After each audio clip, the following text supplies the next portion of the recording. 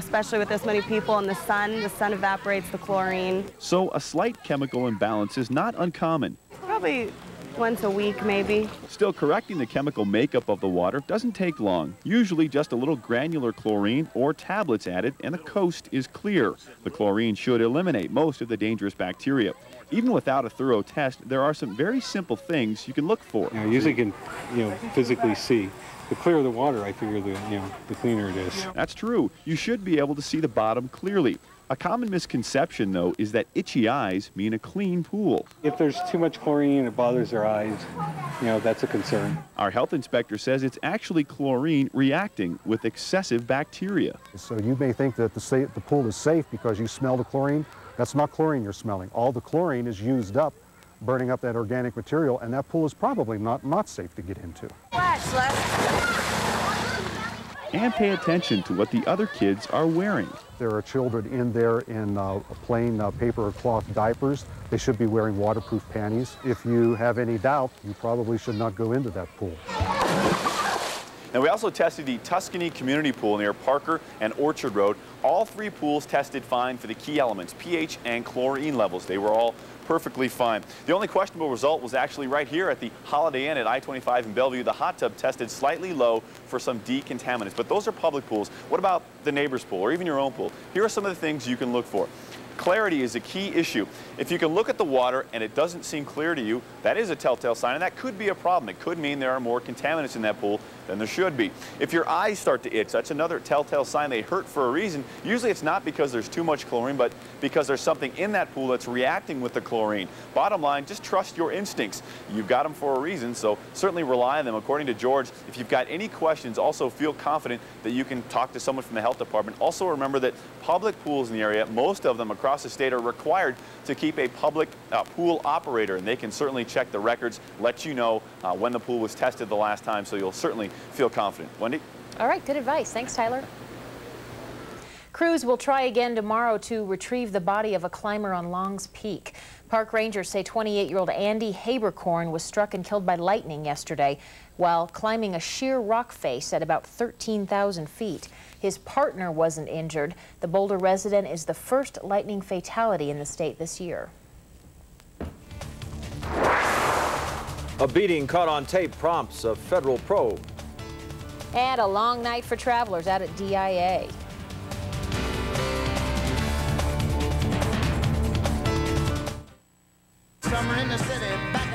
Tomorrow at 6 a.m. we'll introduce you to one of the best drum corps in the world, the Blue Knights. And you may know him as Go Boy comedian Jim Brewer will be in the house tomorrow on WB Today.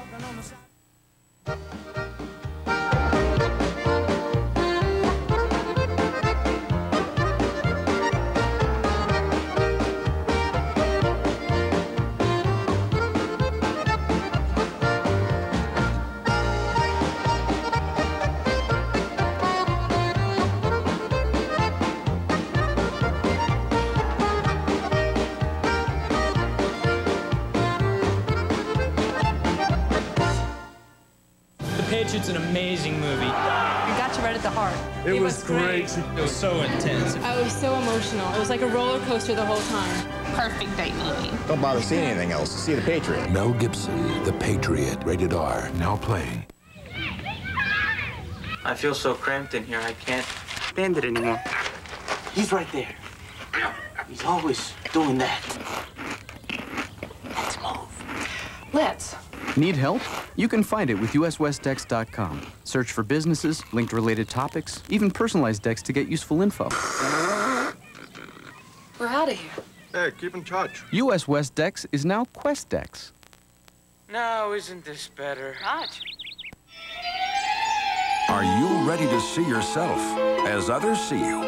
I didn't know it was so gray. Gray. Now escape that old gray look with new Just for Men.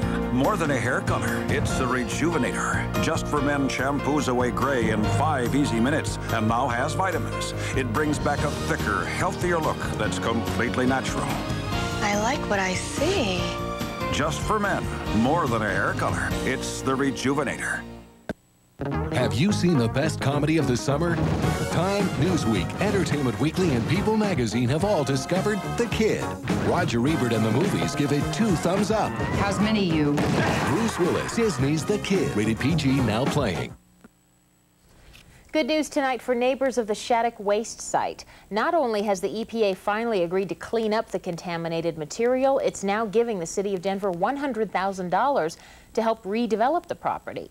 The land in the Overland neighborhood near Santa Fe Drive is close to the new light rail station and the South Platte, making it a prime location for future use.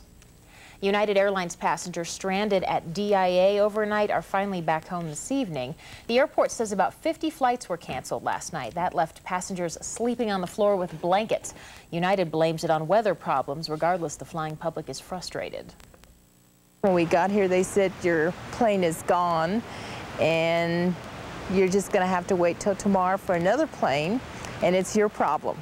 It's not our problem, it's your problem.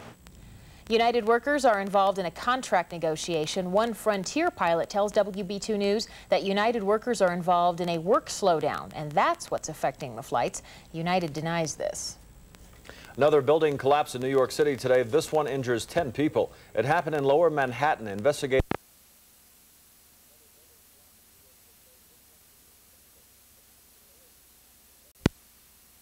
Quote, I love ticking him off. And whining does it every time. Your nickname is Cat. Yeah. Do you have a cat? No, I don't You really need like to get a cat. Mobility product and the funding to which you may be entitled.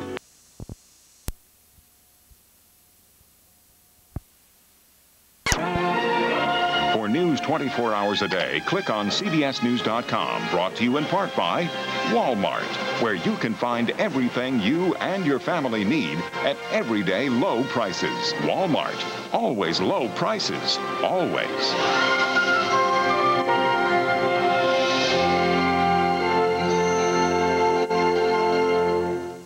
Tracking Ivan. Is Florida in for it again? On the Weather Watch tomorrow. Experience CBS News. Coming up, advice for travelers as thousands make way for an intruder named Ivan. Is the election prompting a new genre in film? Hear from a pop culture expert as a political satire hits the big screen. And a Manitou Springs man shares his collection of remnants from 9/11. Good evening, I'm Eric Singer. And I'm Betty Sexton, in for Melissa Brown. Thanks for watching 11 News at 5:30. Now, 11 News, 5:30. But as far as just tourism and touring, no, it's not the place to go right now.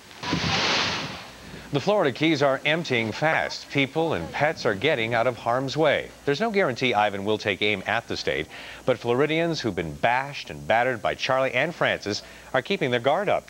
The reckless storm showed no signs of slowing after it pummeled Grenada and Barbados. It is the most powerful storm to hit the Caribbean in 10 years.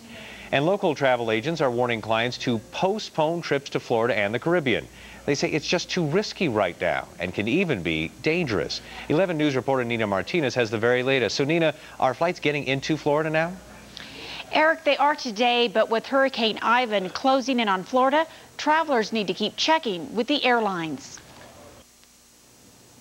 Richard Ducommon, owner of the Travel Bug, is keeping close tabs on Hurricane Ivan from his office in Colorado Springs. I have never, in all the 24 years we've been in business, I have never seen a year like this. This is phenomenal. First it was Hurricane Charlie, then Francis, and now it's Ivan. Hurricane Ivan hit the island of Grenada with incredible force, destroying homes and killing at least 13 people. It could hit the Florida Keys by Sunday, and residents have already been told to evacuate. You guys have passports or birth certificates? For now, Ducommon is not selling tickets to the area. It's not just the hurricane he worries about. The aftermath of the storm can leave cities and hotels without water and power. I'm not going to allow my clients to go into an area where they could be in danger. And until these storms straighten out, then they should know there are other places where they could go. Dottie Simmons with Garden of the Gods Travel also thinks travelers should avoid the area, but say it's hard to predict what a storm will do. If a client calls and says, I have tickets to go to Fort Lauderdale next week, we usually tell them, please give us a call the day before you're going to travel, and we'll give you advice on that day. Both travel agents say taking a cruise in the Caribbean is probably still a safe option because the ships can change ports of call and skirt around the hurricane. If you have tickets to Florida or the Caribbean, most airlines will work with you. You won't lose all your money, but you may have to pay a rebooking fee. Eric? Thank you, Nina. And remember, you can track Hurricane Ivan with the 11 News Alert. Just go to our website. That's kktv.com. Then look for the 11 News Alert icon on our homepage. It is a free download that gives you the latest weather bulletins and breaking news. Well, thankfully, no serious weather concerns here in southern Colorado. Unless you consider sunshine a serious concern. Let's find out if that is a serious concern to you, Mike. Not a concern, just something serious for southern Colorado. Feels good after that cool summer to get a couple of summery days out there. But every day, subtle changes are beginning to happen in the weather pattern. We can see a few of them on radar this afternoon. What you'll notice is the clouds build a little bit earlier in the afternoon, and we see a few more radar echoes every day.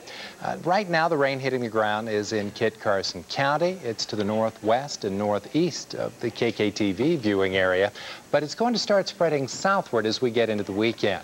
Currently, temperatures 80s and 90s to the east, 70s and 80s to the west. And things that make you sniffle and sneeze are doing really well.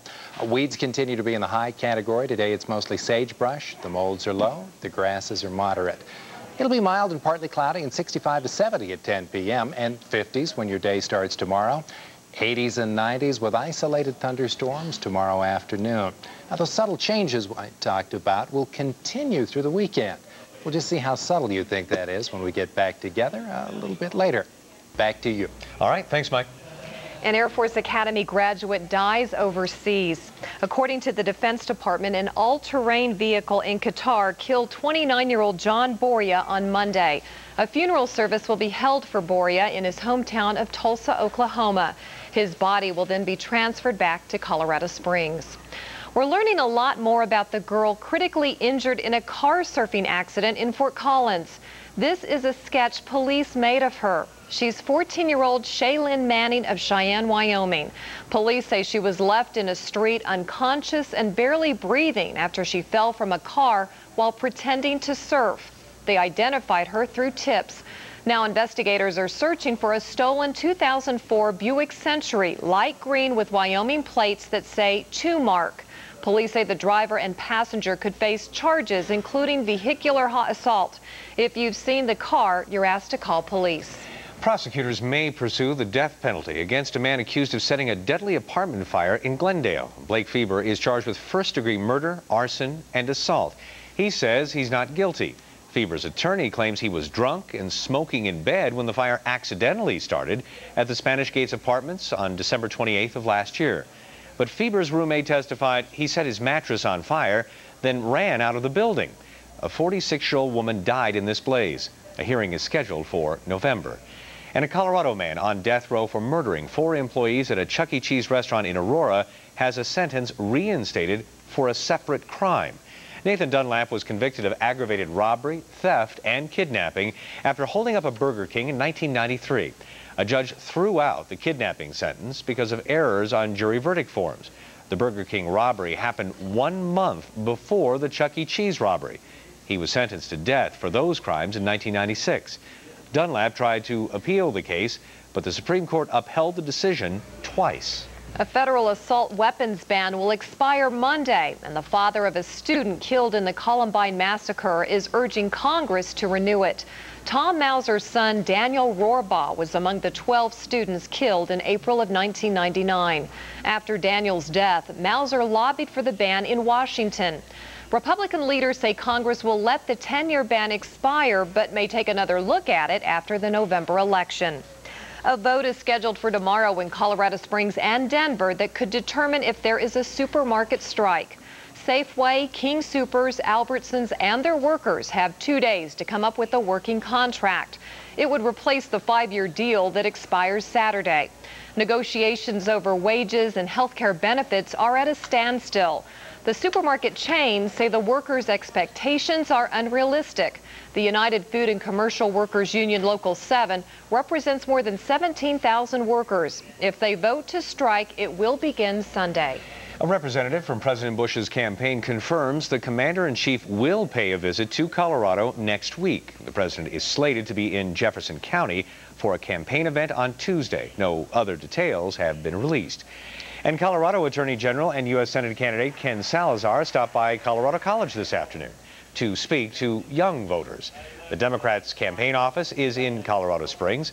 Salazar and Pete Coors are vying to replace retiring U.S. Senator Ben Nighthorse Campbell. Well, a bit of Hollywood is coming right here to Colorado Springs tonight. A new movie that was shot in Colorado will premiere at a downtown theater. 11 News reporter Chris Ornelas joins us now from Kimball's Theater. So, Chris, tell us about the movie. Well, Betty, it's called Silver City, and it's about a gubernatorial candidate who is grammatically challenged. It's a fairly obvious swipe at President George W. Bush. Now, those who study pop culture say that this movie is part of a long tradition of entertainment trying to influence politics. Barry Sarcha is a professor of English at Colorado College and an expert on popular culture. He says people who make movies like Fahrenheit 9/11 and Silver City are taking fairly obvious shots at political figures.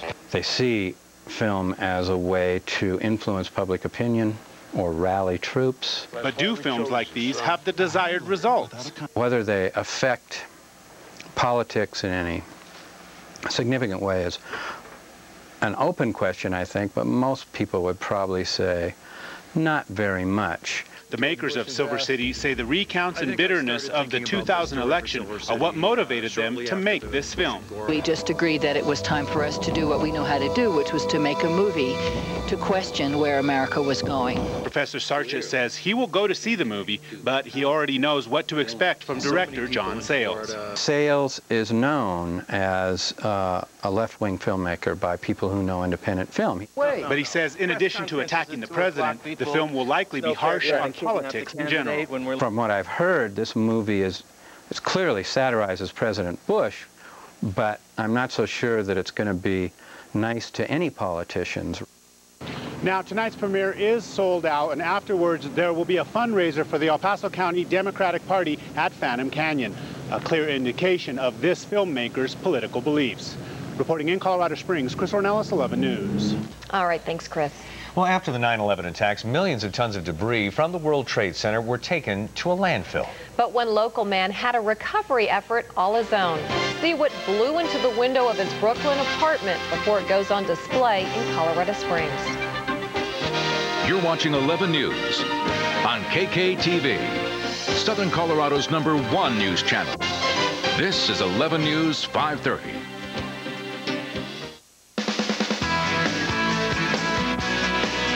It's Designer Week at Ross, where you'll save 40 to 60% on the top brands, the latest styles.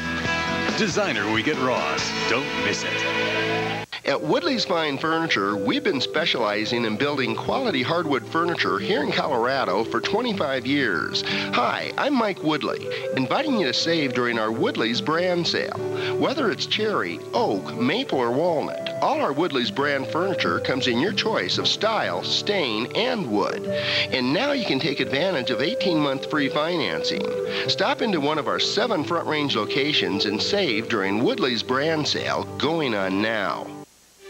President Bush and our leaders in Congress have a plan. Lower healthcare costs. Allow small businesses to band together to get insurance rates big companies get. Tax-free health savings accounts families own. Stop junk lawsuits against doctors and hospitals. Keep doctors in their communities. Health centers in every poor county. Every eligible child with health coverage. Learn more at agendaforamerica.com. I'm George W. Bush, and I approve this message. It's Designer Week at Ross, where you'll find the top brands, the latest styles for 40 to 60% less. Designer Week at Ross. Don't miss it. Glenn's Jewelry and Loans does a lot more than loan cash on your jewelry. They also sell reconditioned jewelry for 50% off.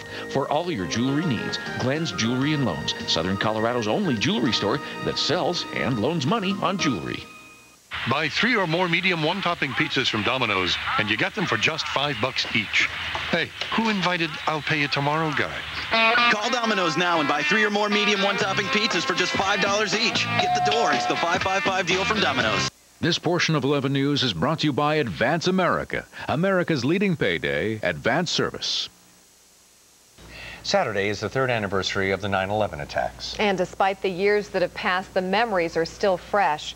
That day, billions of tons of debris flew through the air, much of it from the deaths of those who had no idea that day would be unlike any other. Now, the wind would carry a great deal of it for miles, some of it into the home of a Colorado man who lived in Brooklyn at the time. He never let go of those treasures and now wants to share them with others. There will be an exhibit at 1405 South 8th Street on Saturday, and that's where 11 News reporter Lori Martin is now. Lori? Well, Betty, behind these windows lies a 9/11 exhibit. It's rare items collected from one of the most tragic days in our history. Now, 3 years later, this exhibit will open, and it's all to remember the victims of September 11th. The black and white image is painted in our minds, the Twin Towers falling to the ground. It's the day no one will ever forget where they were and what they were doing. It was the most surreal, horrible, just, I can't even describe it. It was just, it was disgusting. It was terrifyingly quiet. And it was that rare quietness in New York City that motivated Don Goede to be passionately moved. And then you started to see the pieces of paper. And at first you might have thought they were just trash, because, I mean, trash blows in Brooklyn. But then you start realizing, oh my God, this is stuff from the towers, because they've got these little burned, fringes, edges around them. On any other day, it would have been garbage, but September 11th changed that. An uncashed check, a UPS label, an inner office memo. You know that, this ridiculous little disc, piece of plastic, was, sitting on somebody's desk or in their file cabinet or whatever, and now it's here. Some of the papers have burned edges, holes, others are crumpled. You can even see the leftover ash from the World Trade Centers, now a permanent mark on a piece of history. This way, people are actually able to see and touch items that were there before the towers were hit. All collected, now in black frames, in the quiet piece of this exhibit. But I thought, where is most of this stuff going? Well, most of it's going into a landfill. A giant burial. Without a tomb, without a tombstone. Exhibit opens to the public on Saturday from 6 o'clock at night until 10, and then thereafter is open for the next 2 weeks, Monday through Saturdays, noon to 5. Reporting live, Lori Martin, 11 News. Thanks, Lori. And Mike has your weekend weather forecast coming up next.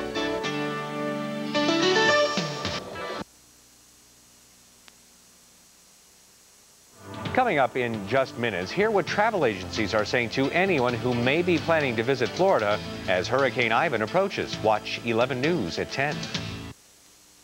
Judy has a difficult job called 3 Kids. She uses her Discover card to buy things like gas, household supplies, and pudding. Because Discover card pays her a cashback bonus award. So far, she's earned $103. It's money she used to buy herself a little time off. Discover card. Get up to 10% back at restaurants through October. To sign up for this program, visit discovercard.com or call 1-800-DISCOVER. It pays to discover. You boys having a good time in here? Just listening to some music, officer. Pay for that music, son? No, I got it from AOL. Is that a crime? Boys are whopper heads, aren't you? Maybe. Enjoy the free music while it lasts. Whopper heads. Thank you. Get a hot and fresh Whopper, save the wrapper. It's worth a free song at America Online. Tonight, Dave's all new with Everybody Loves Raymond star Ray Romano, plus music from Avril Lavigne, and Biff has fun at the hospital. All new tonight. Now your local news. Good evening, I'm Eric Singer. Tonight on 11 News at 10, after patting some Caribbean islands, Hurricane Ivan has its eyes set on South Florida. A unique memorial is now on display to honor the victims of 9/11. And Fisher DeBerry will continue to be Commander-in-Chief of the Air Force football team for several more years. Now, 11 News at 10. Floridians prepare for yet another impact from a hurricane. Before we talk about Ivan preps, breaking news about the impending grocery store strike. Late tonight, union workers at King Soopers, Albertsons, and Safeway overwhelmingly agreed to put this strike on hold. They've extended their 5-year contract until Saturday, October 16th. It was supposed to expire this Saturday at midnight. Both sides will continue to talk about a new contract. Well, it's still not certain if Hurricane Ivan will hit the U.S., but in the Florida Keys, people aren't taking that chance. Right now, Ivan is packing a big punch, something no one wants to face head-on. Brian Andrews reports from Miami. The Florida Keys are emptying fast as thousands make way for an intruder named Ivan, a Category 5 killer that could crash into the Keys as early as Sunday. People and pets are getting out of harm's way. Somebody's going to get hurt in this one because there's too much stuff laid around from the last one. There's no guarantee Ivan will take aim at the state, but Floridians who've been bashed and battered by Charlie and Francis are keeping their guard up. I still have this plywood to put up and just secure the ladders. Long-range forecasting puts all of Florida in Ivan's massive strike zone. And that should give people concern. A hurricane, a Category 5 hurricane, is devastating. The reckless storm showed no signs of slowing after it pummeled Grenada and Barbados. Devastating winds and rains caused more than a dozen deaths. It's the most powerful hurricane to hit the Caribbean in 10 years. Roofs are missing off many buildings. Stadiums have just been crumbled. Ivan destroyed 90% of the homes in Grenada and tore apart an ancient prison. Looting erupted as criminals ran free. Forecasters say Ivan is going to remain at Category 4, Category 5 status until it gets over Cuba. That's when the warmer waters there could help it intensify even more. The others I had a feeling we were going to be okay with, but this one makes me a little bit more nervous. Ivan's intent is matched by the determination of his potential victims. Floridians know these storms have minds of their own and little mercy for those who get in the way. Brian Andrews, CBS News, Miami. Some southern Colorado travel agents are warning their clients to stay away from Florida and the Caribbean, at least for now. They've never seen a hurricane season like this, with one storm after another. Richard Ducomen with Travel Bug says it's not just the hurricane he worries about. He says the aftermath of the storm can leave cities without water and power and a huge cleanup problem.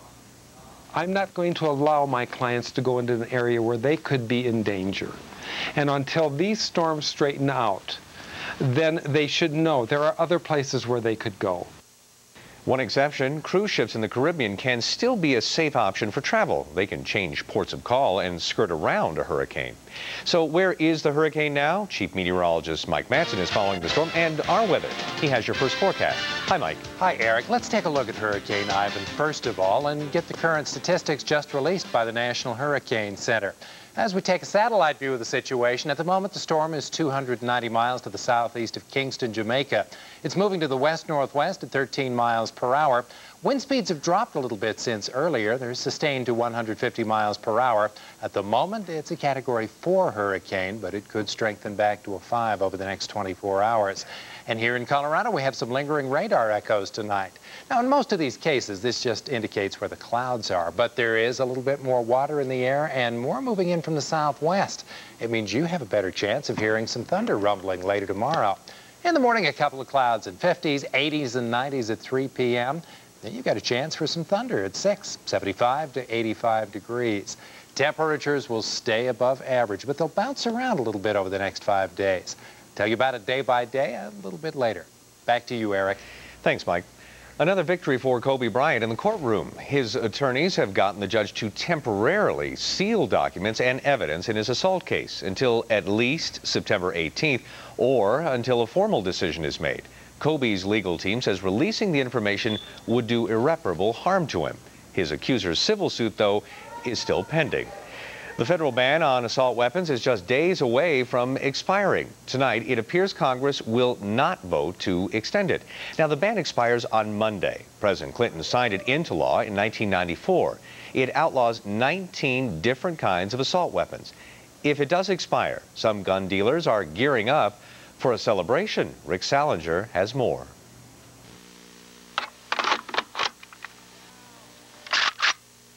This AK-47 assault weapon is legal now. But this type of AK-47 has been banned for the past 10 years. The difference is not in the number of rounds it can fire, but in the accessories it has. It was a very stupid law. Both guns put out the same firepower. They fire the same ammunition. But ads, including this one by law enforcement, warn the ban must be renewed. These things do not belong in the neighborhoods in any city in this country, and specifically my city. An end to the ban would allow Uzis, MAC-10s, and other assault weapons back on the streets. What impact an end to the ban might have is a matter of debate. The rhetoric ranges from mayhem on the streets to no effect at all. But gun dealers are gearing up for business to boom. Oh, gun owners, they want. I'm going to have a lot of sales. They've been ordering, asking me about this stuff 6 months ago. The decade-long ban may soon come to an end. Rick Salinger, 11 News. The hurricanes in Florida may be overshadowing an event coming up in 2 days. It will be 3 years on Saturday of the deadly 9/11 attacks. The aftermath included debris everywhere from the offices of those who died. It would travel miles, and some of it into the neighborhood of a Colorado man who lived in New York at the time. That trash now is treasured at an exhibit opening this weekend. Lori Martin takes us for a sneak preview of the showcase. Lori? Well, Eric, the exhibit is at 1405 South 8th Street, and in it you'll find rare items from one of the most tragic days in our history. The exhibit will open this weekend, and it's an expression of how life used to be.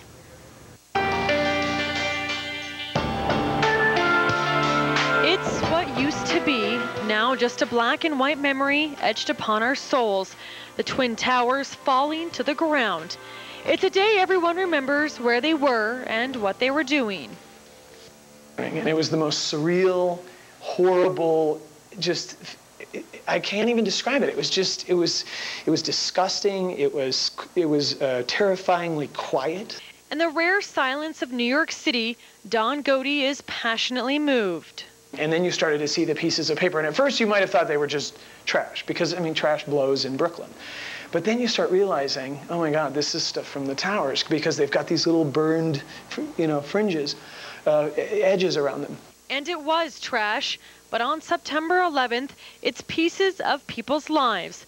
A UPS label, an inner office memo, a note from the 102nd floor. That, this ridiculous little disc, piece of plastic, was, sitting on somebody's desk or in their file cabinet or whatever, and now it's here. Some of the papers have burned edges, holes, others are crumpled up. There's even leftover ashes from the World Trade Centers smeared across this New York license plate. Now a permanent mark on a piece of history. It's all collected. This way, people are actually able to see and touch items that were there before the towers were hit. Now in black frames, memories sit in peace and the quietness of this exhibit. But I thought, where is most of this stuff going? Well, most of it's going into a landfill, a giant burial. Without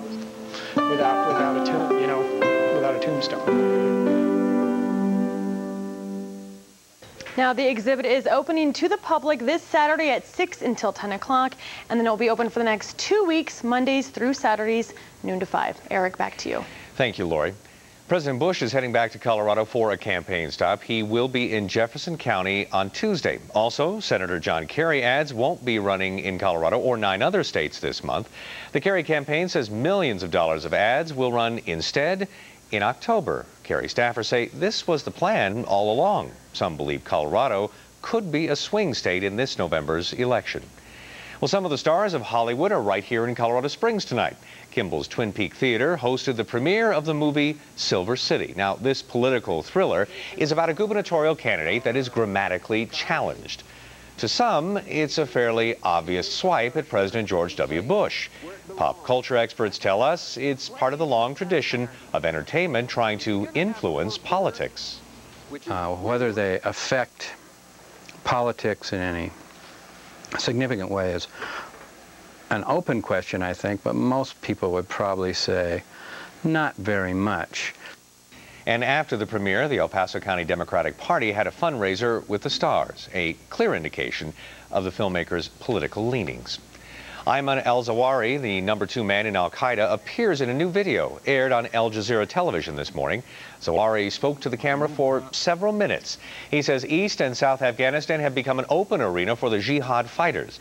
Al Jazeera did not say, though, how it obtained the tape. And CIA experts say it appears to be authentic. Indonesia is now on the list of countries recently targeted by terrorists. We begin your World Watch in Jakarta. A car bomb exploded outside the Australian embassy in Indonesia's capital city. The blast killed at least 8 and injured more than 100 people. This attack came just days before Indonesia's presidential election and 2 days before the 3rd anniversary of the 9/11 attacks. In Peru, another kind of violence between police and a caravan of smugglers. Take a look at this. Police stopped one of 30 trucks thought to be carrying contraband goods. About 200 from the caravan started throwing rocks. The cops retaliated with tear gas and gunfire. 8 people were arrested. And thousands in Russia are speaking out against terrorism and the deadly siege and end at a middle school. This is one of the protests in the northern part of the country. Years ago on September 11th. And Don Goede is here. Don's my guest for the first segment of the show. And Don, first of all, you grew up in Colorado Springs, but you were trying to get back, or just by chance going back to New York on September 11th. Tell us about that day. Well, I was staying with my grandmother, and I was getting ready to go. I think it was, I can't remember now, 6 or 7 in the morning. Mm-hmm. And the phone rang, and it was my father, and he sort of said to me, well, he said to me that I wasn't going anywhere. Mm-hmm. And I didn't understand what he meant, and he said, go turn on the TV. So I went and I turned on the television, and I saw the second tower being hit. Completely freaked me out because I was on my way home that morning, or I was hoping to be back by the early afternoon. Mm-hmm. So I pretty much spent the whole day just completely freaking out, trying to contact my girlfriend at the time, all my friends. Mm-hmm. Very frustrating. The phone lines were out. Uh-huh. But you were able to get to New York City, and when was that, on the next day? Well, it was the next day. I wasn't able to fly into New York, but I was able to get a flight into Pennsylvania. Mm-hmm. And after that, I hitched a ride with a stockbroker who was heading to Jersey. And so I got let off in Jersey City, and then I did the subway. I was pretty familiar with the subway system going from Jersey to Brooklyn. Mm-hmm. And so then I got on the subway and got into Brooklyn about 3 o'clock that following morning. Mm-hmm. What was it like when you first started making your way in? You talk about hitchhiking with somebody and everything. Yeah. I mean, obviously a lot of people were leaving the city. You were going in. What was that like? Well, there was a certain camaraderie in Pennsylvania because, as I'm sure you can imagine, that most of the people that were there were trying to get into New York. So there was definitely something going on there. Like we were all questioning, because none of us were there, obviously. Mm-hmm. So we had to. We had to get there, so we were all figuring out how we were going to do it, and people were renting cars, and I mean, there was definitely something great about that. Mm-hmm. And then of course, driving in with this fellow, we had a lot to talk about, and what we were to expect. We were listening to the radio like crazy, but it was nothing compared to that walk that I took once I actually got in. When I went into Jersey City, for just a moment, I was able to look into the city down there by the harbor. And at one point, you would have been able to see the World Trade Center. So I knew, and the cloud, there was huge clouds, those giant dust clouds were everywhere. So I quickly got on the subway because I really, really needed to get home. The walk from the subway through my neighborhood was probably one of the most intense experiences I think I've ever had, and that's just everything was completely covered. Mm-hmm. There were papers strewn everywhere. And you could it was so quiet. It was so just horribly, horribly quiet, Mm-hmm. very surrealistic. And normally that would take about, 1 to 2 minutes. It would take about 5 to 10 minutes to walk from the subway to my house, and it seemed like an hour because I just, trudging through all that stuff. And what time of the day was that? That was at like 3 o'clock in the morning. Uh-huh. So, and of course you could see that. Now where I lived in Brooklyn was when you were watching all that on television, you would see the direction that the smoke was going. Right. It was going right into my neighborhood. Okay. That's exactly why we got hit the way that we did. So were you able to just walk freely? I mean, there weren't There were a lot of police or- barricades. Okay. There was, in certain areas, like, you know, where I lived in Brooklyn, there's a lot of, you know, City Hall wasn't too terribly far from where I'm at. So there were definitely barricades, but through my little neighborhood of Carroll Gardens that went into Red Hook, I mean, it was pretty, I mean, other than the debris everywhere, I mean, there weren't a lot of police there. You could see a lot of lights. I mean, they were working at that point, as you know, looking for survivors. You could hear it. I was close enough that I could hear that. You could hear helicopters. You could. There was a smell that was pretty intense as well. There was a real harsh chemical smell that I think people later told us that it was I think a combination of asbestos and various building materials, and of course, you know, the smell of death. Now, we're sitting here, we have a lot of different things that you have personally put together from 9/11. You talked about the paper and everything that was around. Now, when you were walking home that night, did you think, I need to pick some of this up, or how did you start collecting some of these things? I didn't touch anything that night. I got home, first thing I did was, you know, check in with my girlfriend, my dogs, you know, just kind of settle in. The next morning, I didn't sleep very well that night. I think I got up about 6 or 7 that next morning and started to just walk around. And it was very different during the day because everything was a lot more real and you know, you could just see a lot better. And I noticed that there were these dumpsters that they were actually filling with this kind of material that you see in here and this kind of material here. Literally 2 giant dumpsters full of that material. Sort of concrete and paper mixed together. And everything that you could imagine. I mean, anything from little scraps of, you know, things from offices to this here was a, you know, and I remember this because when I first moved to New York, I went on top of the World Trade Center and they had these little stickies that you could get in the bar on the top there that, you know, people would write notes on, whatever, but you would find things like this that you just knew had come right from the buildings. Wow. So that was, yeah. So you walked around and you thought, what made you start thinking, well, I need to collect some of this and do something that will, you know, remember this moment? Well, I don't think I really thought about it at that point because I think I was just taking the dogs for a walk, and I was going through a sense of, like, I didn't know how to connect to the whole thing because I wasn't there when it had happened, and I think I'm an artist by you know, I do a lot of I create a lot of different things, whether it's music or I paint a little bit and I draw, and I think what I thought was that this is media, a medium, excuse me. It's like material that I needed to connect with in some sort of way. So later that night, I grabbed some flashlights and some bags, and I jumped inside the dumpsters, and I sat inside those dumpsters for, you know, what seemed like hours, just, you know, digging through it. And it was, I just started to put it in the bags, and I took it, and I brought it home that night, and it sat in my closet for months and months and months, and I didn't know what I was going to do with it. And it wasn't until I moved back to Colorado Springs that I actually thought, I really should do something with these things. And then I think, and I put on an exhibition where I started to frame the pieces because I just, you know, I've connected with it, and I sort of had my piece with it, and I got involved with different community events and efforts. But this was a way that I could actually put it up.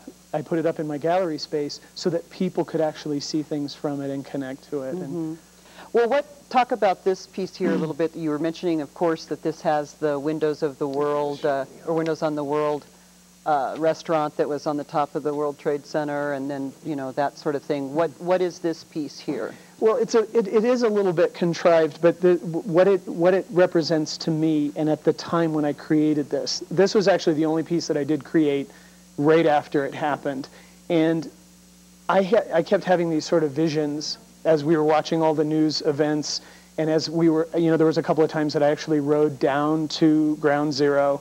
And for me personally, I just kept thinking about what it would have felt like to actually have been under that rubble. And so, and then, you know, I just immediately started thinking of death masks that people make when you die, or, you know, not so much anymore, but they used to make, it was very common to make molds of the faces. Molds of the face.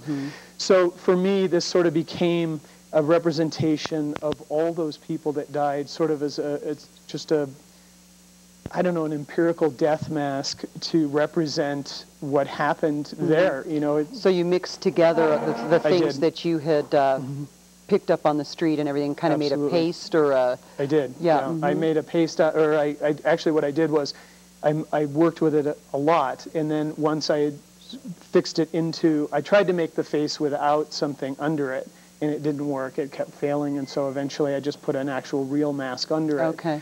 And, you know, I spent probably about 20 hours on it altogether. I mean, I wanted it to be something that I would, you know, have for the rest of my life, you know, something to remind me about that.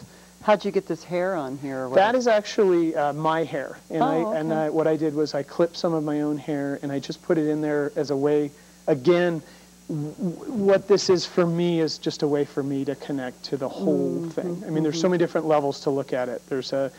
There's many personal things because I lived there, but then there's just overall world views that come into play as well. And it's just a way that I represent myself. Now in here you have some license plates and things like that. Now were these things that you found in the dumpsters when you were sitting there looking through them? Everything, yeah. I mean, if it wasn't found on a chain link fence or actually in my neighborhood or actually in my yard or on my car, it was found in those dumpsters. So it was all pretty much in the same area.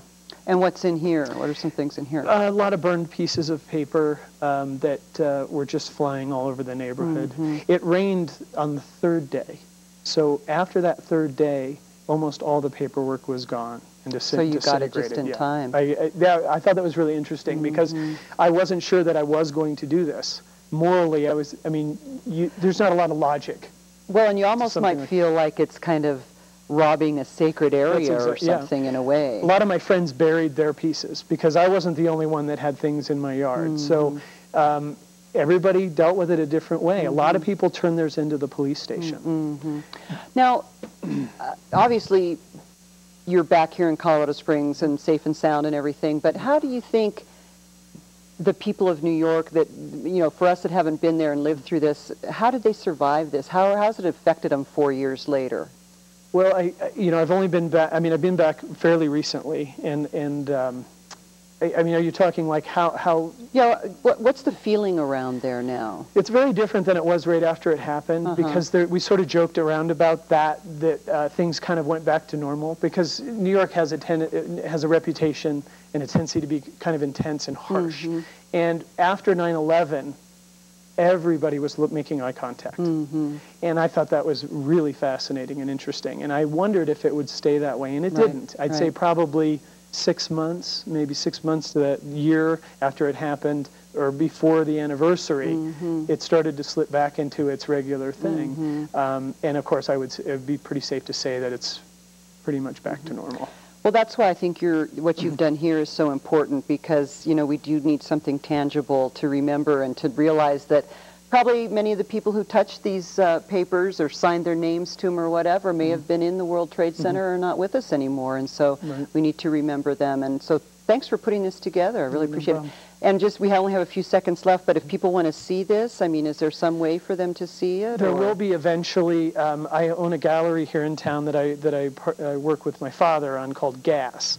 And I didn't have time to put it on this year. I'll probably do it next year, but there'll be an online presentation of it at some point, so you'll be able to virtually go through each piece. And also, I do want to mention real quick that these pieces, if anybody, like there's some checks with people's names on it, things like that, I want to have it so that if somebody does see something and they want it, I will immediately give it back to them. You mean as far as if it's a personal family member, friend, or whatever? Oh, yeah, I mean, even if it's Cantor Fitzgerald, they want it as a... I see. Yeah, that's great. And this way it's open to the public, and that if anybody wants it, it's available. All they have to do is contact me. But it'll probably be gasgallery.com. Okay. Well, thanks a lot for joining us, sharing your story.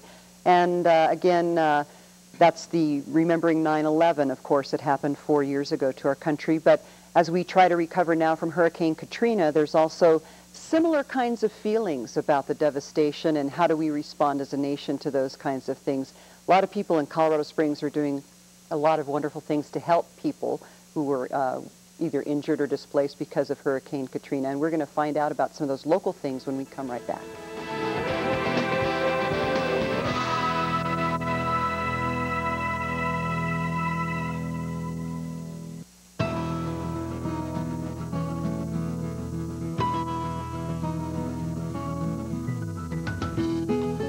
At Adelphia, we realize that while the internet is a pretty remarkable tool, it is not your life. That's why we bring you an internet service that's light years faster than dial-up and a lot faster than DSL. So whether you're emailing photos, working from home, or paying bills, you can get on, get off, and get on with your life. There's a phone number that is saving a lot of people a lot of time. If you're having trouble navigating through the red tape and need clear, concise information or referrals to health and human service programs, call Pikes Peak United Way's 211 hotline. At 211, information specialists are there Monday through Friday from 8 to 5 to help you access non-emergency needs from transportation and childcare to food, shelter, and utility assistance. 211, the place people turn to get information they need. I'm here to discuss a new technological marvel called Adelphia On Demand. Works just like this library, a collection of shows that you can check out anytime you want with Adelphia digital cable, all with the touch of a button. You can pause it, or you can even rewind it. And if you want to get it with satellite, sorry, Advantage Cable. Come home to Adelphia. Call today for all your entertainment needs.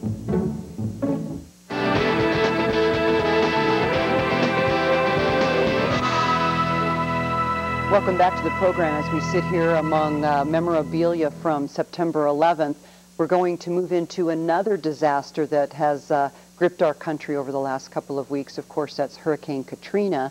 And while the relief and recovery goes on there are a lot of things going on here in Colorado Springs that are designed to help those people displaced and victimized by this storm. And so I'd like to introduce Major Don Gilger from the Salvation Army. Welcome. Thank you, from the Sandra. Colorado Springs Salvation Army.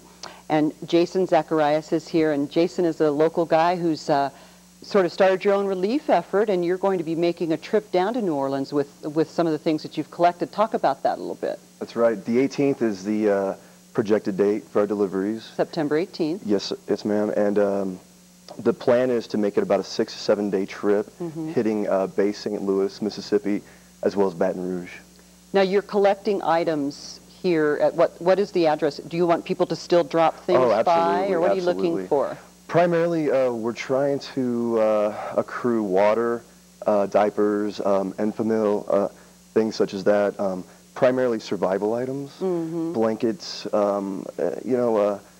Canned food is a good thing, but it's not necessary at this point. Okay, and unlike a lot of relief agencies, you're not necessarily wanting any kind of money, cash money or anything like that. No, ma'am. No, I'm really not set up to go that route. Okay, so how are you promoting this? I notice you have a lot of stuff out there, and people have been responding. How are you getting the word out? You know, it's primarily just sort of a guerrilla tactic, just going around talking with people, letting them know. This will help drastically, I would imagine. And then you're going to load it up into a big truck and drive it out there? How's that going to work? Yeah, we're hoping to head down there with 3 to 4 full-size trucks. We're not really sure exactly what company we'll be using just yet, but we want to travel with several trucks in order just to for safety issues. And then how are you going to? I mean, obviously that area is probably being inundated by good people like yourself, bringing things down and everything. I would imagine. How do you connect with FEMA and the Red Cross, Salvation Army? As an independent guy that's just going down there, how do you get this distributed? Basically, we're going to take it upon ourselves to make sure it falls into the right hands, the people who really need it, sort of individually. We're just going to move into the heart of the issues and deliver it personally to those in most need.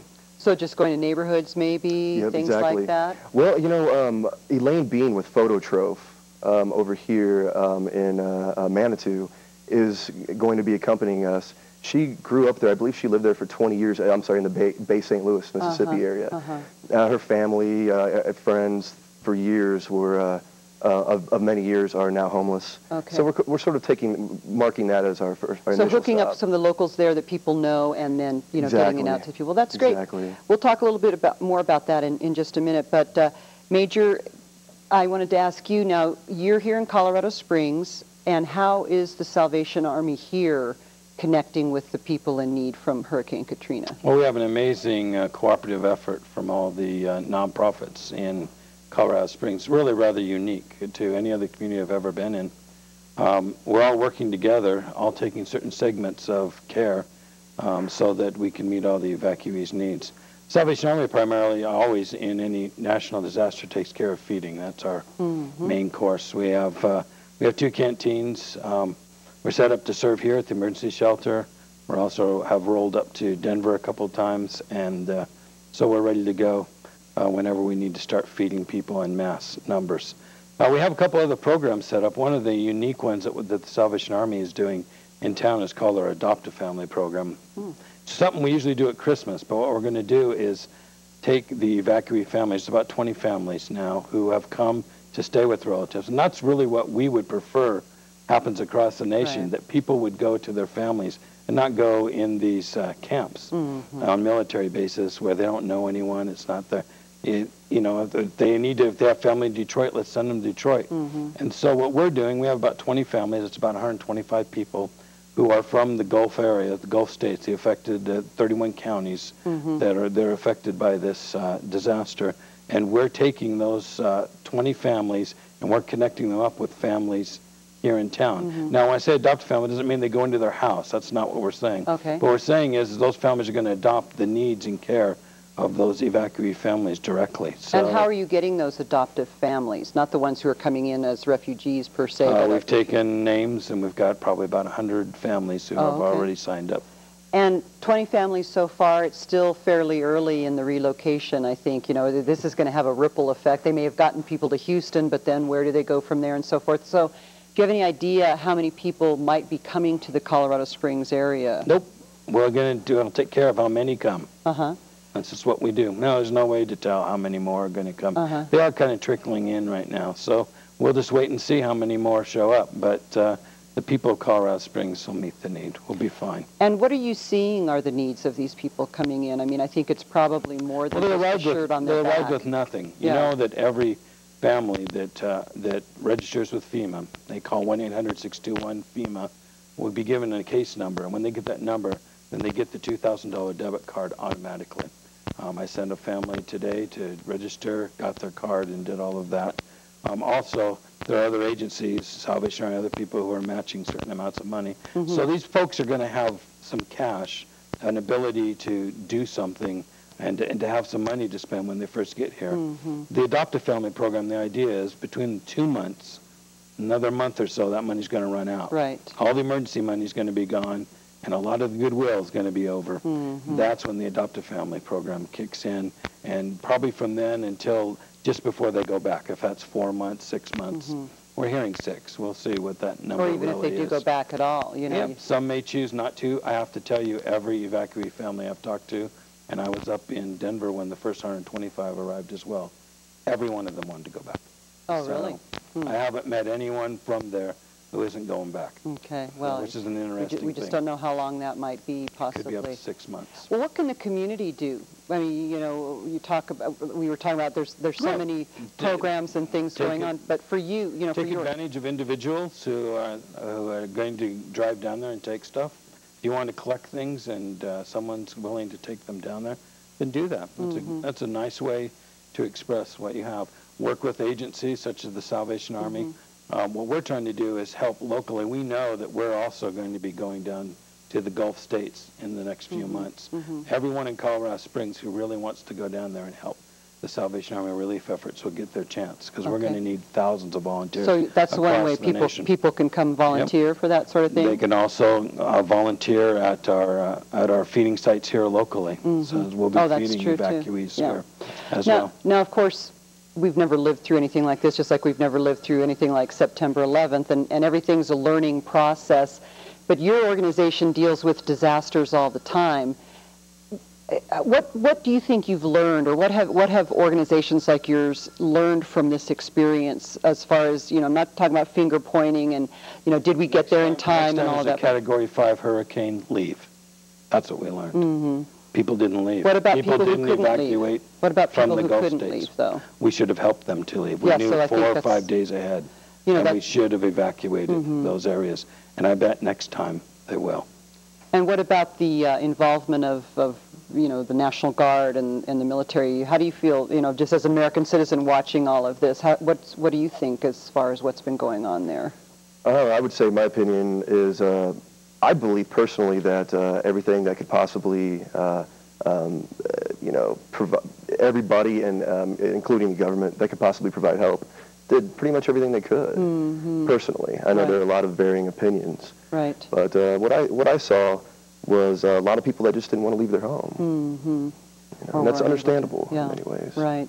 Yeah, you can't fault somebody that's lived through something like that just because they decided to stay at their home. So if people want to, you're leaving on September 18th, this is going to air, for a week or so on Adelphia. Where can people come and drop things off between now and the time that you take off? The address is 3125 Sinton Road. It's the Paragon Culinary School and Optical Reverb Art Gallery connected to the Fillmore Crossing. Below the Fillmore Crossing building, sign, is the drop-off spot. So it's right basically at I-25 and Fillmore, just a street east of that on Sinton, and then people can see it from there. And anything in particular that you're looking for, water. Just water's the main thing. Water. Okay. And how about Salvation Army? Our website is tsacs.org. That's the Salvation Army Colorado Springs.org. And on the website tells all the different variety of volunteer needs that we have. People can help us feed people. People want to go down to New Orleans and help us feed. Our Adopt a Family program, we're going to need hundreds of families to take care of. 20 families for 6 months. It's going to take literally hundreds of families to make that Adopt a Family program work. 884-1060 is the number. Okay, well, thanks so much for coming and doing what you do and bringing the community together. We really appreciate it. And thanks for watching. Hopefully you can help out some of these organizations, and we'll see you again next week.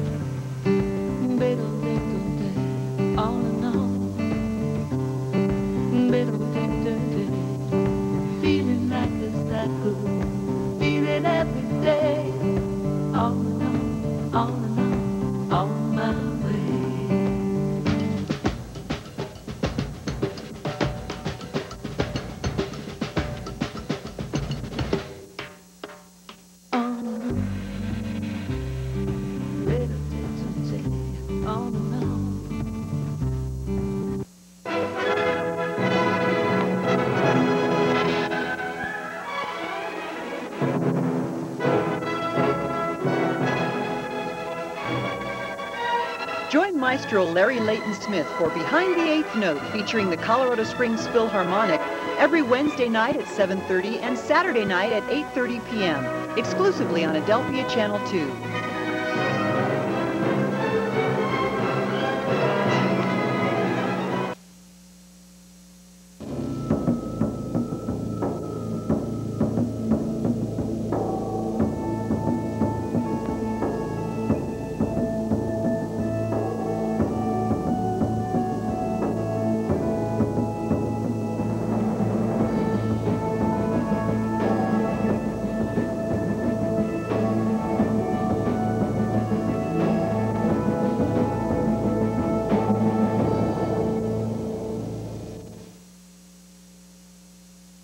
UFC presents the Night of Fighting Fury. Prepare yourselves as the two most dangerous strikers in the UFC go to war. UFC heavyweight champion Andre the Pitbull Arlovsky puts his title on the line against Paul the Headhunter Quintello. The Ultimate Fighting Championship presents UFC 55 Fury, live Friday, October 7th from Mohegan Sun on Events in Demand pay-per-view.